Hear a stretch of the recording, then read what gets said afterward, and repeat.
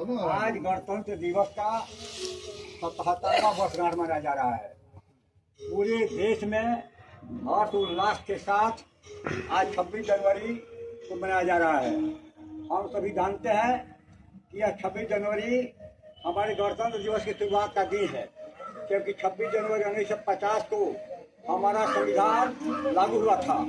वह संविधान जो एक कठिन परिश्रम, कठोर संघर्ष के बाद जो 1945 में कैबिनेट मिशन भारत आया था, उसी के परामर्श पर 1946 से हमारे संविधान का बनाना शुरू हुआ था, जो 1949 में बनकर के तैयार हुआ था। 26 जनवरी 1950 को लागू करने के पीछे एक ऐतिहासिक तिथि की घोषणा की गई थी। इस तिथि को लागू किया गया था। मुझे कहना है कि हम लोग अभी राजकिशोर और नंदनगढ़ डिग्री महाविद्यालय के प्रांगण में है। आज हर्षोल्लास के साथ इस महाविद्यालय के संस्थापक और प्राचार्य महोदय श्री सुनील राव जी के द्वारा झंडोत्तोलन कार्यक्रम किया गया। यह एक शिक्षा का विकास का बिंदु है। हम सभी जानते हैं कि विकास दो बिंदुओं से होता है, शिक्षा से और उद्योग से, और साथ साथ कृषि से। इसमें शिक्षा के क्षेत्र में इन्होंने जो अपना कदम बढ़ाया है, यह कदम वहाँ तक जाकर देने वाला है जहाँ तक यह विश्वविद्यालय की श्रेणी नहीं आ जाए। इसलिए हम लोग इनका ऋणी है। लेकिन एक बात मैं कहना चाहूँगा कि यह जो 26 जनवरी 1950 को हमारा संविधान लागू हुआ, इसके साथ ही दो समस्याएं खड़ा हुई थी जिसको हम लोग को जानना जरूरी है। वो समस्या थी कि अगर संविधान सभा ने बनाया, यह संविधान बनकर कितना भी बड़ा हो जाता, लेकिन देश के राजाओं का रियासत अगर भारत के साथ नहीं रहता तो यह भारत कई खंडों में बढ़ गया रहता और आज यह भारत नहीं कहलाता, एक छोटा भारत होता। लेकिन सरदार वल्लभ भाई पटेल उनके अथक प्रयास से लगभग 562 रियासतों ने अपने स्वेच्छा से भारत के साथ विलय कर लिया था। इन रियासतों ने आगा कर लिया, उनके साथ कार्रवाई हुई जाकर के भारत में मिले थे।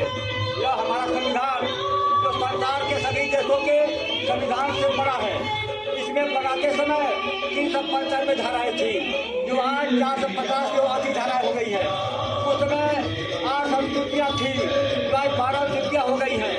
इस संविधान में जो संविधान लोगों ने बनाया, उनका दिमाग कब लगा? क्यों कि बाहर के लोगों से, बाहर के देशों से उन्होंने ऋण स्वरूप या उधार स्वरूप कुछ धाराएं ली।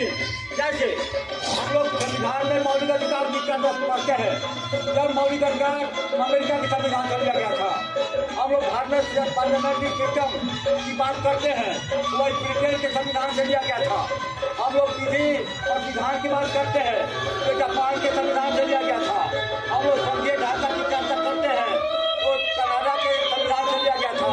और सबसे बड़ी बात, 1935 में अंग्रेजों ने जो कानून बनाया, भारत शासन अधिनियम 1935, उसी में थोड़ा सा परिवर्तन करके उसी को संविधान में डाल दिया गया। आज हमारा संविधान दुनिया के संविधान से बड़ा है। इस संविधान में मौलिक अधिकार की चर्चा हुई है। मौलिक अधिकार पर 7 थे, उस 7 में से संबंधित अधिकार था और 82 संविधान संशोधन से इसमें से हटा दिया गया। इसमें मौलिक अधिकार है, इसमें सबसे पहले आता है सबका अधिकार है, समानता का अधिकार। इसकी चर्चा संविधान के खंड और धारा 14 से लेकर 18 तक की चर्चा है। इसमें समानता में क्या है? समान काम, समान मजदूरी। समानता के सामने है कि सरकार कानून के सामने किसी के साथ भेदभाव नहीं करेगी, नदी के आधार पर, न रंग के आधार पर, न जाति के आधार पर। लेकिन जवान हम इस सबको पाते हैं। दूसरी बात है कि जो संविधान की धारा में एक है शोषण के विरुद्ध अधिकार, जो धारा 23 और 24 का वर्णन किया गया है। उसमें शोषण करने पर कार्रवाई करने का अधिकार है।